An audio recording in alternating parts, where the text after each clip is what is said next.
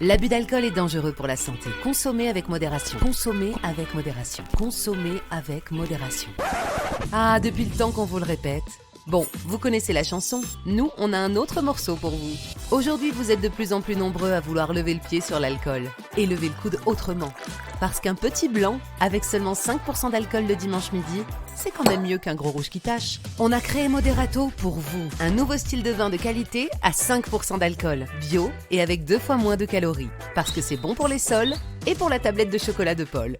Aujourd'hui, on va encore plus loin, avec un vin pétillant à 0% d'alcool pour 100% de plaisir.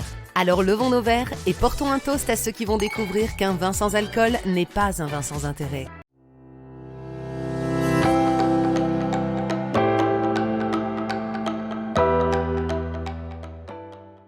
La sélection des vins entrant dans la composition du Moderato repose sur de nombreuses dégustations. Chaque vin ne réagit pas de la même manière à l'étape de désalcoolisation.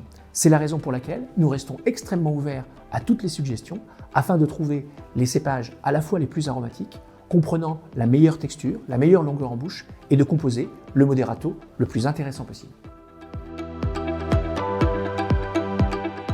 Le principe de production du Moderato repose sur une évaporation sous vide, dans laquelle le vin est placé à très basse pression, permettant ainsi une évaporation de l'alcool à basse température et un respect complet des arômes et des qualités naturelles du vin.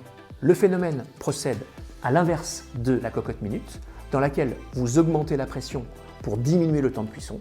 Ici, pour la production du Moderato, nous diminuons la pression pour diminuer aussi la température d'évaporation et ainsi mieux respecter le produit.